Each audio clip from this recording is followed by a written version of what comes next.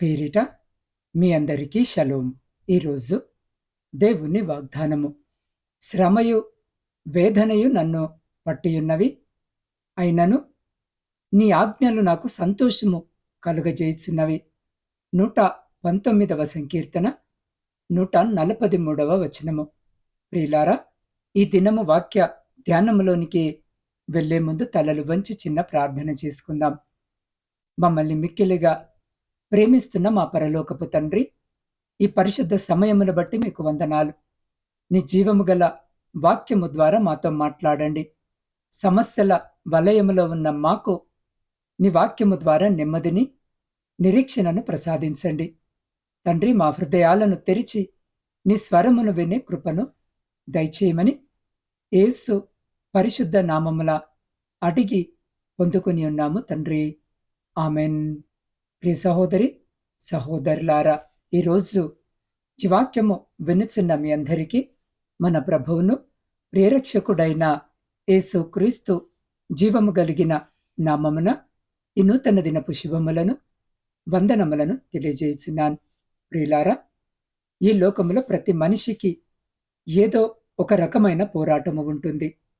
కొందరిది అది ఆర్థిక ఇబ్బందులు కావచ్చు, కొందరికి ఆరోగ్య సమస్యలు లేదా కుటుంబ కలహాలు కావచ్చు.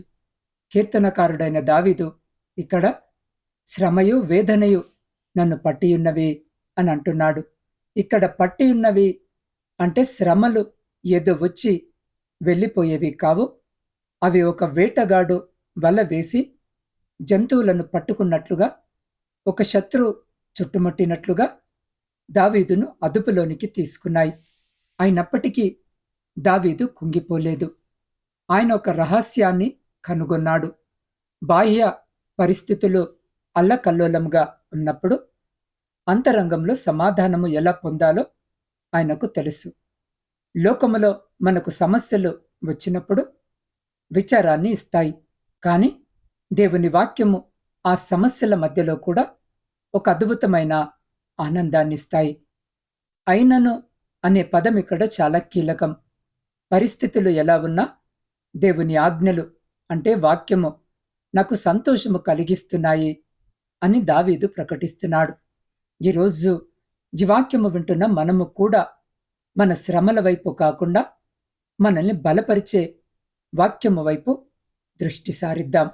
ప్రియులారా, ఈరోజు ఈ వాక్యము వినిచిన మీరు కష్టములో, బాధల్లో, శ్రమలు పడుతూ వేదనతో ఉన్నారా? అయితే దేవుడి రోజు వాక్యము ద్వారా సెలవిస్తున్నాడు, ఇవన్నీ నిన్ను పట్టి ఉన్నా సరే నువ్వు సంతోషించాలి. దేన్ని బట్టి సంతోషించాలి అంటే దేవుడు ఇచ్చినటువంటి ఆజ్ఞలు నీతో ఉన్నందుకు నువ్వు సంతోషించాలి. దేవుని వాగ్దానాలు నిన్ను నడిపించి తీరుతాయని నువ్వు సంతోషించాలి. ఏ శ్రమ, ఏ వేదన నిన్నేమీ చేయలేదు కాబట్టి దిగులుగా ఉండకు. దేవుని బట్టి నువ్వు సంతోషించు. ప్రియులారా, ఒకానొక సమయంలో ఒక గొప్ప మిషనరీ జైల్లో బంధించబడ్డాడు. ఆయనకు తినడానికి సరైన ఆహారము లేదు, కప్పుకోవడానికి దుప్పటి లేదు, పైగా తీవ్రమైన అనారోగ్యము. తోటి ఖైదీలు ఆయనను చూసి, నీ దేవుడు నిన్నెందుకు రక్షించలేదు, నువ్వెందుకింకా ప్రార్థిస్తున్నావు అని ఎగతాళి చేసేవారు. ఆయన చిరునవ్వుతో తన దగ్గర ఉన్న చిన్న బైబిల్ తీసి చూపిస్తూ ఇలా అన్నాడు, నా శరీరము ఈ 4 గోడల మధ్య బంధించబడి ఉండవచ్చు, నా ప్రాణము వేదనతో నిండి ఉండవచ్చు, కానీ ఈ గ్రంథములో ఉన్న వాగ్దానాలు చదువుతుంటే నేను పరలోకపు ఉద్యానవనములో విహరిస్తున్నట్టు ఉంది అని అన్నాడు. ఆయన పరిస్థితి మారలేదు, కానీ ఆయన దృష్టి మారింది. సమస్యల వైపు చూడటము మానివేసి వాగ్దానాల వైపు చూడటము మొదలుపెట్టినప్పుడు శ్రమ కూడా సంతోషముగా మారుతుంది. ఈరోజు ఈ వాక్యము వినిచిన నీకు వచ్చిన సమస్య ఏదైనా సరే, నువ్వెదుర్కొంటున్న బలహీనత ఏదైనా సరే, నువ్వు ఆ బలహీనతలో, ఆ భయములో నువ్వు సంతోషించు. ఎందుకంటే దేవుడు నిన్ను విడిపింపబోతున్నాడు. ఆ సమస్య నిన్ను జలగవలే పట్టుకొని ఉన్నా సరే, దాని నుండి నువ్వు బయటపడగలవు. నీకు విడుదల వస్తుంది. దేవుడు ఆ సమస్యకు, ఆ బలహీనతకు, ఆ శోధనకు ఆజ్ఞ ఇచ్చాడు. అది నిన్ను తప్పక వదిలి వెళుతుంది. కంగారు పడకు, కలువర పడకు. నువ్వనుకుంటున్నావేమో, నాకున్న ఈ అప్పులు చిన్నవి కాదండి. ఈ అప్పులు నన్ను వదలవు. వడ్డీల మీద వడ్డీలు కడుతున్నాను. నా ఆస్తులు అమ్మినా సరే నాకు విముక్తి కలగదు అని నువ్వు ఈ రోజున దుఃఖిస్తున్నావేమో. నీకొచ్చిన అనారోగ్యము నిన్ను విడిచి వెళ్ళదు అన్న భయము నీలో ఉందేమో. దానికి మందే లేదు అనుకుంటున్నావేమో. ఎన్ని రోజులు బ్రతుకుతావో తెలీదు. బ్రతికినంత కాలము ఇలానే ఈ జబ్బుతోనే ఉండాలి అని లోకమంతా నిన్ను కృంగదీస్తుందేమో. అయినా భయపడకు. ఎందుకు అనంటే దేవుడు నీ సమస్యకు పరిష్కారము ఇవ్వబోతున్నాడు. ఆయన ఆజ్ఞ ఇస్తే అది ఏ రోగమైనా, ఏ అప్పైనా, ఏ బలహీనత అయినా, ఎంత పెద్ద ఉచ్చు ముడైనా, ఏ కేసులో నువ్వున్నా నువ్వు పౌలు పౌలు శీలను చెరసాలలో బంధించారు.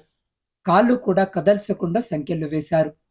రాత్రి బంధింపబడిన వారు ఉదయము ఏమవుతుందో తెలియదు అని వారు భయపడలేదు. అక్కడున్న పరిస్థితులను, వాతావరణాన్ని చూసి కృంగిపోలేదు. మేమిక బయట పడము అనే ఆలోచన వారిలో లేదు. అర్ధరాత్రి దేవుని సంతోషముగా స్తుతిస్తున్నారు. ఆయన యందు ఆనందిస్తున్నారు. ఇది చూసిన మిగతా ఖైదీలు, జైలు అధికారులు బహుశా వీరికి పిచ్చి పట్టి ఉండవచ్చు అని అనుకొని ఉండి ఉండవచ్చు. కానీ వారి యొక్క ఆనందానికి, సంతోషానికి కారణము దేవుడు వారితో పాటు ఉన్నాడు, వారిని విడిపిస్తాడు అనేటటువంటి ధైర్యము ఆ రాత్రి ఆ చెరసాలలో వారు పాటలు పాడుతుండగా, దేవుని స్తుతిస్తుండగా భూకంపము సంభవించింది. చెరసాల పునాదులు అదిరాయి. వారి సంఖ్యలు విడిపోయాయి. దేవుని కార్యములు వివరించలేనివి. ఆయనను నమ్ముకున్న పౌలు శీలలను సమస్యల్లో దేవుడు విడిచిపెట్టలేదు. ఈరోజు ఈ వాక్యము వినిచిన్న నీకున్న సమస్యలో కూడా దేవుడు నిన్ను విడిచిపెట్టడు. ఈరోజు నీవు ఆయనను నమ్ముకున్నావు.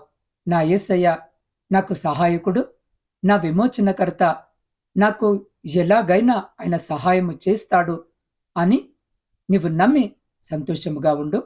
దేవుడు నీ సమస్యలకు, నీ అనారోగ్యమునకు, నీ బాధలకు, నీ కుటుంబంలోని అశాంతికరమైనటువంటి పరిస్థితులకు ఆయన ఆజ్ఞ ఇచ్చి వాటిని నీ నుండి తీసివేయగలడు, నిన్ను విడిపించగలడు. ఏ అపవాది క్రియ నిన్ను పట్టి ఉన్నా సరే దేవుడు ఆ అపవాది క్రియ నుండి నిన్ను స్వస్థపరుస్తాడు, నిన్ను లేవనెత్తుతాడు. ఆయన ఆజ్ఞకు లోబడనిది, ఆయన ఆజ్ఞను తృణీకరించేది ఏదీ కూడా ఈ లోకంలో లేదు. కాబట్టి ఈరోజు ఈ వాక్యము వినిచిన్న ప్రియ సహోదరి, సహోదరులారా, నీ శ్రమలలో, నీ వేదనలో నువ్వు లోకస్తుల వలె, నిరీక్షణ లేని అన్యుల వలె నువ్వు బాధపడవలసిన అవసరము లేదు.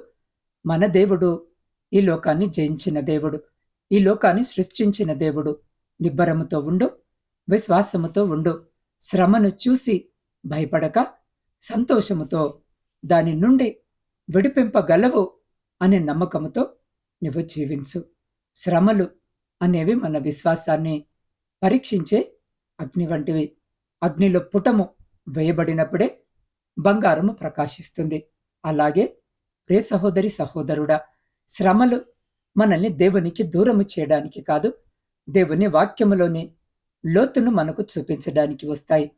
మీరు కీర్తనల గ్రంథము చదువుతూ ఉన్నప్పుడు అది కేవలము అక్షరాల సమూహము కాదు, అది మీ ఆత్మకు ఇచ్చే ఆక్సిజన్. లోకమిచ్చే సంతోషము ఎండమావి వంటిది. అది కొద్దిసేపు ఉండి మాయమైపోతుంది. కానీ దేవుని వాక్యం ఇచ్చే సంతోషము ఒక ఊట బావి వంటిది. అది నిరంతరము ప్రవహిస్తూనే ఉంటుంది. మీ కన్నీటి ప్రార్థనలు వృధా పోవు. మీ వేదనను దేవుడు చూస్తున్నాడు.